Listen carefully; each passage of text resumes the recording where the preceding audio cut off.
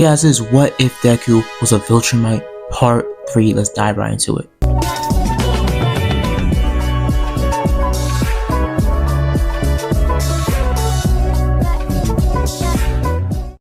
I last left off on a little bit of a story tangler with Izuku blacking out, or not really blacking out, but pretty much, losing his resolve because of the simple fact that he's related to Conquest, and he did obtain some of the mental problems that Conquest has, considering that Conquest is a freaky motherfucker. So yeah, he did inherit a little bit of that. And sorry if the audio is a little bit lower, or if I sound like I'm whispering, because I low-key kind of am, because I'm at my grandparents' house. I need to get a little quiet. So yeah, if you don't like the audio, future me is going to be editing the audio to make it already loud as it is. So, you won't not hear anything I'm saying. I'll just sound like I'm whispering, but the volume is going to be boosted up to 100 in the editing. So yeah. So enough of me yapping, enough of me talking. Let's dive right into this fanfiction. What if Deku was a Viltrumite? Now, I last left off on Izuku having an argument with his mother about why his father isn't here, about how this stuff she didn't tell him about dad, and all this stuff, yada yada, boom boom pow, everything left and right. Him rushing into his room and closing the door, and Inko being conflicted on what to do to help Izuku. From that point, we would get switched to the next day, and throughout the next couple of days in the following school classes, we see Izuku would pretty much just try to keep to himself, and most of his classmates low-key being scared of him, especially Uraka. Uraka seeing firsthand, in person, face to face, on what they did, or what Izuku did to Ida and Bakugo. Bakugo and Ida would have been staring down at Izuku, Ida being scared and frightened by him, and Bakugo being mad at himself for losing. That he talked all that stuff, he made such a big game, and then he was demolished as soon as Izuku got serious. He was pissed at himself, and more or less, he was even more motivated than original canon to become stronger and better a lot faster. So let's just say Bakugo would absolutely try to max out his stats a lot earlier on in continuity. Now, besides all of that, we get switched to the end of the class, as before that happens, we see that, Aizawa tells the class that this is the end of their day, as we're going on a little bit of a field trip, and they all get suited up into their hero costumes. Now, since Izuku's hero costume from episode 2, or last part, was completely destroyed and only the trunks were left, since the crazy amount of explosions Bakugo was throwing in his face, Izuku would have had to resort to pretty much gain, a hero costume. As he would have asked his mom if it was anything dad used to wear back then, as his mom would have said yes, and that it was a uniform that his father left behind for him actually. He didn't think Izuku would like it since it was such lack of colors, but it was a similar outfit to what your father wore. Your father wore a little bit different, but maybe that's because he was in higher status in the Viltrumite Empire. Izuku looking at the outfit that was left behind, as seemingly it would have smart tech on it. Pretty much put it simple, the fabric would stretch and grow to the user's body adjustments. So someone like Izuku could put it on and it would instantly shrink down to his size and to his muscle definition. Izuku would look at it saying that it's good enough and that he kind of likes it, as it's kind of, simple, but yet kind of has its own little flair to it, and somehow he's drawn to it. It feels like it has power to it, as he dons a Viltrumite uniform, more of a cadet version, but the same uniform Viltrumite Mark would have worn in the Invincible War, being more heavily inspired by the comic book look than the TV show look. But we see that Izuku would have donned this. His future Q Kane, pretty much everything that would happen in between the press showing up to the USJ and that whole press giving the villains enough time and preparation to get into the USJ and get past UA's defenses would have still happened pretty much. Only real difference is Izuku actually would jump in, flying up, trying to gain the trust of his classmates yet again, as he would have tried to keep everything to a minimum, telling everybody that it's okay and that it's just the press, and yada yada yada. Him not getting help from Uraka and just flying up into the sky and telling everybody to relax. So that would happen. Sorry, future me forgot how to introduce that part of the episode. But yeah, just continue with the original. Just continue with the bus scene, okay? As everybody would be on the bus, actually kind of talking about their quirks and talking about how who's the strongest person in the class and all this other mumbo jumbo. Ida going about how he doesn't know for sure, but it could be a three-way tie between, well, Bakugo, Todoroki, and Izuku. As well, Denki would have whispered saying, "Are you sure it's a three-way tie?" Izuku's strong, and I mean strong. He was going toe-to-toe with Bakugo, and to what I saw, he wasn't even being serious. Once he got serious, you and Bakugo got wiped with. As they start to talk a little bit, but Deku saying that he hears them as Denki's not a good whisperer. The classroom or the bus would have gone silent as they would eventually, well, turn a corner about a couple miles or like a mile away from the USJ, but them just talking more and more. So Chaku would have built up the courage to ask Izuku about his quirk, and Izuku would have said that you really want to know, as her nodding her head, being kind of scared. Izuku not liking the looks that these people are giving him, or these classmates are giving him, looking at him like he's a monster, like he's a freak. But more or less, Izuku is. He feels that deep within him because he lost the trust of his teammates or his future side heroes, because one day they'll become heroes just like him. And he doesn't know how he can become a hero when even the people he's supposed to fight alongside are scared of him. Izuku tells them that he has a quirk called Super. As everybody's kind of confused saying Super, don't you think that's a little bit pretentious? Him going on about not really, considering that I have superhuman strength, or not even superhuman, super strength, super speed, flight, super durability, and also a pretty handy healing factor when I am able to get hurt, that is. As what would happen is, well, Bakugo would have said, "So, you think everything about you super?" Izuku staring down at him and them getting a little bit more tense, as the conversation would have just stopped instantly, as Mineta would have tried to butt in, telling everybody to calm down, but Izuku telling Mineta to shut up. But them getting interrupted once, well, would have told the class to calm down and that they're at the USJ. They all walks into the USJ as they come across the Pro Hero 13. 13 tells everybody that pretty much this place is built for natural disasters, and that how quirks are very beautiful and powerful things, but they can also be very dangerous and horrifying things, and can lead to a lot of calamity, death, and catastrophe. And it's our job to keep those casualties and problems and destructions to a minimum. They thought they told a little bit more about this place, but they get interrupted when Izuku feels something off. He looks around and he hears a shockwave happen. As a portal opens up immediately, as we see that a bunch of villains start to pop out, swarming out towards the group or towards the class. Azawa tells 13 to get the kids out of here now, as he tells them that this isn't a drill. These are real villains and they're on the mission. They're gonna kill us. They're gonna try to kill us. So Azawa tells 13 to get them out of here now, as he tries to hold them off with his quirk and tries to 1v1 them, or 1v squad them. As they start to get absolutely manhandled by Azawa, as we get switched back to the class. The class is running through the USJ as Azawa sees Izuku fly up into the sky. Izuku sees all this havoc happening as he looks around trying to figure out a opening or an exit after seeing Shigaraki, or not Shigaraki, but pretty much a man cladded in shadowy black energy, looking like a shadow, to put it simple. As Izuku watching this, him trying to fly towards his classmates and trying to tell them to get out of the way, as he would have seen the guy try to make some sort of portal.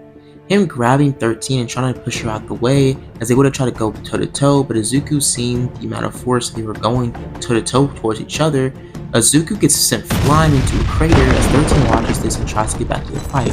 Her getting demolished by the quick thinking of this shadow quirk person, as he sends the rest of the teammates, the rest of the class, scattering him across the USJ, including Izuku. Izuku is sent right next to the water area, falling down as he catches himself before he lands in the water, flying up and seeing Froppy and Mineta camping out on a nearby, bus, or not bus, but boat on the water shore, or in the middle of the water. Azuka flies over there and flying down next to them, telling them that, is everybody okay? Are you guys hurt? As them saying no, but Froppy asking him if he's hurt, as she would be kind of, concerned about him because that's the first time he got shot back, and low-key looked like it hurt him. Besides the whole pretty much crazy grenade shot Bakugo sent flying towards him that other day, or the other day, whatever. Sorry, I'm tripping over my words, guys.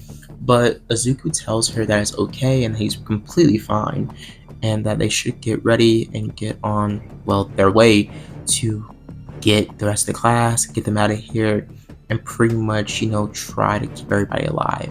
Azuku looks around as Debbie, or not Debbie, but Jesus Christ, I'm looking at Debbie, I'm looking at little Debbie snack right now, bro. Froppy would have told him or asked him if, they can get off the bus or the boat first. Deku's chuckling, saying, yeah, sure, as he grabs Froppy and Mineta and flies off the boat on the shoreline.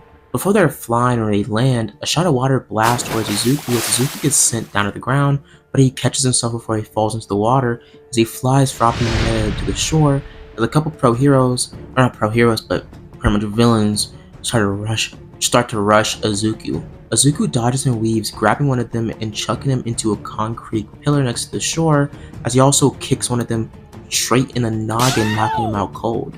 Azuku tells Froppy and Mineta to get out of here now, as Azuku just 1v1s and absolutely solos all these guys in a matter of minutes.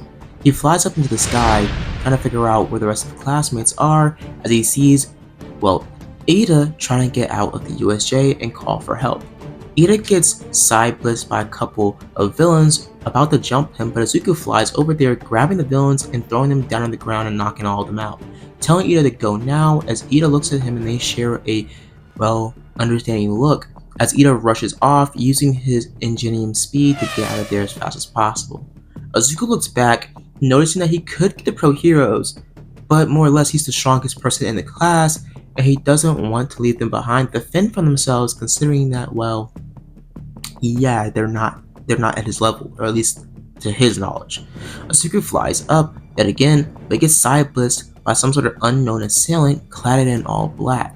He gets sent flying into a nearby pillar as his black assailant, covered in all, silver and black clothing, rushes towards Azuku, grabbing him by the throat and pushing him through wall, building and building and building, eventually landing near the same area the Nomu would eventually arrive at, as Azuku kicks a guy off of him and looks back up and sees Aizawa getting absolutely dog-walked by the Nomu.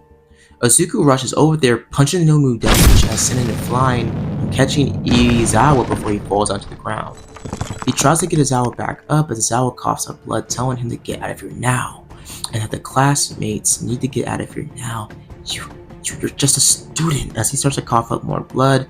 Azuku tells him that it's going to be okay, and that before that can happen, Azuku gets side blitzed by the Nomu, getting hit with a crazy sucker punch, getting sent flying into a nearby mountainside in the USJ. Aizawa looks at this and coughs up more blood, seeing Azuku making a crater with his body. Azuku gets up from the crater, seeing the man in silver rush towards him, but Azuku gets tired of it and clocks the man's head clean off with one precise karate chop. Azuka, not realizing that how much strength he was putting into his arm before he hit the man, not realizing that he actually cut his head off. Azuka's starting to freak out, but seeing wires and other mechanical things pop out of the man, noticing that it wasn't really a man at all. Azuku's heart going back to normal, him thinking he killed somebody, but him looking back up, seeing the Nomu try to rush him yet again. Azuku flies out of the way, using his propulsion and also his, ability to create his own leverage to propel himself out of the way. Azuku using his flight to his momentum, or to his advantage, building up a lot of momentum, speed, and agility, and pretty much running laps around the Nomu.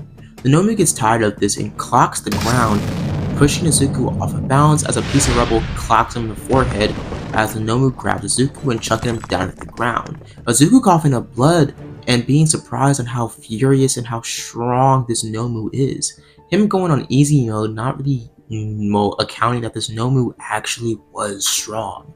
Azuka starts to get pummeled into the ground, getting beaten up and beaten up again and again and again.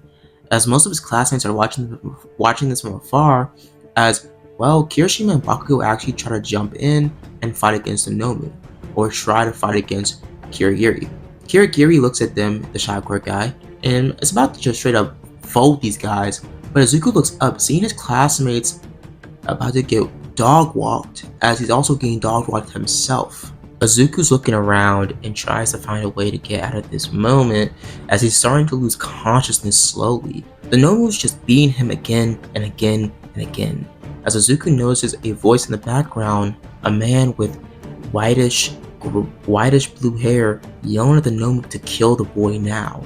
Izuku looks up, seeing a man with arms around his body, or hands around his body, as Izuku gets pissed off, kicking the Nomu off him for a split second, just enough for him to get out of the way, rushing straight towards Shigaraki, trying to absolutely, one-shot him and try to knock him out, but getting stopped by a portal being thrown right in front of him by Kirigiri, as Kirigiri was also occupied with fighting against Kirishima and Bakugo. Kirigiri sends Deku flying outside the USJ into a nearby building. Izuku getting back up and seeing a bunch of people injured from his crash, as Izuku would have tried to help him up and trying to escort them out of the way, telling them to call the police and call the pro heroes now. Izuku rushes back into the building, crashing through the side of the dome of the USJ, crashing into the water and flying right back out of the water, building up enough momentum to push Nomu back into the ground. As Izuku gets up from the crater he made with the Nomu's body, but the Nomu looks up, grabbing Izuku from the arm and cracking him. Izuku yelling out in pain and being shocked with a wave of unimaginable fear. He broke a bone. Izuku's fight with Bakugo wasn't even that bad. He barely even had a nosebleed, but Izuku's arm was shattered, his bones popping out of his bicep, as Izuku's face was already bruised up from the pummeling that was happening earlier. Izuku gets grabbed by the leg and gets chucked out of the pillar into a nearby building, as the Nomu is told by Shigaraki to finish the job. The Nomu rushes towards Izuku, as Shigaraki is kind of surprised that this kid's able to go toe-to-toe and actually push Nomu back a few times. Izuku's in the ground in the nearby building as he gets absolutely side-blitzed by the back from the Nomu into another floor, and another floor, and another floor, until the whole building loses its composure and collapses on both of them. Izuku gets pulled out of the rubble, being dragged, looking unconscious, as Izuku tries to come back to consciousness as his eyes are fading in and out and in and out. Izuku gets dropped to the ground as he tries not to lose his cool, trying to catch his composure, but realizing that he's scared, he's hurt, and that more or less, he might be cut out, and he might not be what he thought he was. We see All Might eventually show up, crashing through the pillar and also the dome of the USJ, saying, "I am here." Him rushing towards the Nomu, as Izuku looks up as All Might tells the Nomu that it's your end now. As they start to kind of get a gauge, especially Aizawa trying to use his quirk on the Nomu as Izuku and then watch All Might fight the Nomu. As the Nomu tries to go toe-to-toe, blow with All Might also throwing blow to blow to the Nomu. But somehow, some way, Nomu was different. It was stronger than original canon, and it felt like it was different. As Nomu starts to go toe-to-toe, more blows after blows after blows, as eventually All Might gets pushed back as the Nomu's about to go for a final blast. But Izuku seeing this, his adrenaline going up, seeing that the hero, the face of Japan, the most loved hero in the world, is about to get murked. He wanted to help. His teammates or his classmates lost faith in him. The girl he kinda liked is scared of him. And more or less, he has people, teachers, that have no faith in him. As Izuku has a moment of clarity, as he flies straight towards the Nomu, torpedoing his body through the Nomu's chest, cracking some of his bones and more of his shattered leg or arm being exposed, but Izuku torpedoes straight through the Nomu as the Nomu gets cut in two. Izuku crashing into the same pillar that he fell into earlier as he falls out of consciousness and passes out. We see that Shigaraki rushes towards Izuku trying to finish the job as some sort of other motive was given to him besides killing All Might. Something to do with the boy with white hair. The Shigaraki rushes towards Izuku trying to kill him or trying to disintegrate him and finish the job, but Froppy jumps in, kicking Shigaraki dead in the face, sending him flying towards Kirigiri. Kirigiri says it's time to go, but Shigaraki saying no, it's not. Him going for another blow towards Froppy, but Froppy almost getting caught, but split second, in that little moment, Froppy getting grabbed by Shigaraki, but nothing happening. As we would have seen that, well, Azao would have moved his attention towards that whole fight. As Froppy would have seen her motive or her pretty much, well, chance of fighting back, as she would have put all of her force into a kick straight towards Shigaraki's face. Shigaraki gets sent flying into a portal by Kirigiri, as Kirigiri tells everybody to go and scatter now. Kirigiri dips out of the way after slowly and surely confirming that the, well, Nomu was dead. He gets out of there now and teleports most of the other villains out of the way as fast as possible before the pro heroes are able to round all of them up, because the pro heroes showed up around a few minutes after Froppy would have kicked the snot out of Shigaraki. Now the pro heroes showed up, detaining most of the villains and most of the class being kind of, let's just say, scared out of their minds. We open up about a day or two later, Izuku waking up in the hospital with his mom next to him, his mom crying and pretty much asking the doctors if he's okay. As Izuku wakes up, as she says to stay calm, and she goes to look for a doctor or a nurse or somebody. Izuku's looking around the room as he sees a bandage around his arm, and he sees broken parts of his body, his leg being casted and his arm being casted, and his head being kind of lightheaded, as he would have looked into a nearby mirror, seeing bandages and all sorts of other things around his face.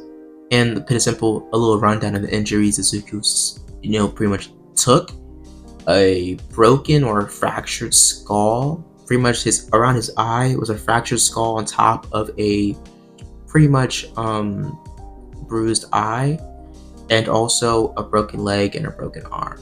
So besides that, that was it. Some bruises in there, but surprisingly for the Nomu, this was actually surprising. The doctors kind of saying that Izuku should have died because the Nomu's skin and its quirk absorption should have pretty much made Izuku's body splat like a freaking tomato once he tried to torpedo into the Nomu. So it was kind of, scary, as the doctors were kind of surprised that Izuku was healing this fast and his recovery time was coming across pretty well. Before he even got into the hospital, his bones were already forming and pretty much fusing back together, as his recovery time was like a week or something.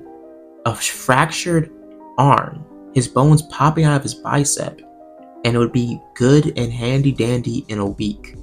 So yeah, they were surprised by this, but chalking it up to his quirk, because his quirk was described and his name was Super. So the quirk was called Super. So more or less, doctors would chalk it up to that, as they would tell Inko this. Inko saying it was his quirk, and his father had a similar quirk as well. Them asking where the father is, and her saying that he's off on business out of state. So we see that, well, the next following weeks, or the next following days really, Izuku gets some, gift cards and flowers from his classmates, and also a phone call from Uraka. As Uraka did give her number, as they start to talk a little bit more and actually kind of arrange a meet up later in the week. Izuku pretty much having his leg healed already, but his arm still being casted, as he walks over and meets up with, well, Uraka. They go to an arcade, go to a nearby pin machine, and pretty much just have a nice time in Japan, as we see Izuku actually offers her to show her around. They fly around the city and they explore the world actually, as Izuku takes her on a flight all around Japan, Hong Kong, and a bunch of other places near Japan. He also flies her to the States, to Europe, to Egypt, and shows her around pretty much everywhere as they have an amazing date. And their relationship kind of grows more. They find each other more attractive and more enticing as Uraka, her fear, her confusion towards Izuku is resolved. She doesn't feel fear when she sees him anymore. She feels warmth, comfort, and strength. As they talk more and more, she would have gone on about how I thought you were scary that time I saw you fight against Ida and Bakugo, but when things happened, when it really came down to it, you saved the class and you saved Izawa and All Might. I'm sorry that I doubted you. I was just scared. It's okay, Raka. I was scared of myself after what I did to Bakugo and Ida. And I was terrified of what I could become if I didn't control what happened to me. So starting now, with what happened between me, Bakugo, and Ida, and Nomu, which was good in itself, but what if that was a normal villain? What if I just killed somebody because I got mad? What if I just started killing villains that I fought once I became a pro hero?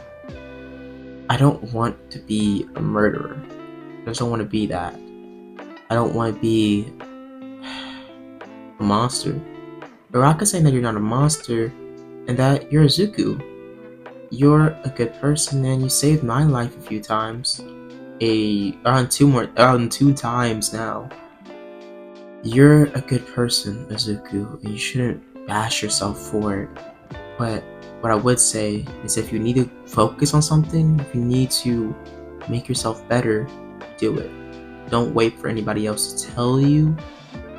Make your own decisions in life and make your life better because no one else will do it for you. At least that's what my mother told me.